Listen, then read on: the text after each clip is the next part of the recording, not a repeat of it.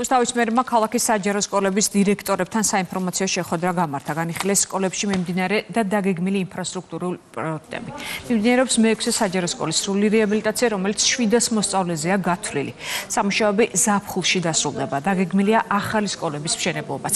მუნიციპალური განვითარების ფონდი 2 სკოლაში სამუშაოებს ეტაპობრივად დაიწყებს. ვისაუბრეთ იმ ინფრასტრუქტურულ პროექტებზე, რომელსაც სამინისტროს ჩართულობით რუსთავის მერიის გუნდი განვახორციელებთ, რომ სკოლები გახდეს კიდევ უფრო კომფორტული, მოწესრიგებული, ასევე რამდენიმე სკოლის მშენებლობა იგეგმება ჩვენს ქალაქში და მნიშვნელოვანია, რომ თითოეული დეტალი განხილული იყოს ჩვენს დირექტორებთან და მასწავლებლებთან ერთად. შეიქმნა ჯგუფი, რომელმაც ჩამოიარა სკოლებში, უკვე შეისწავლა სკოლების სიტუაცია.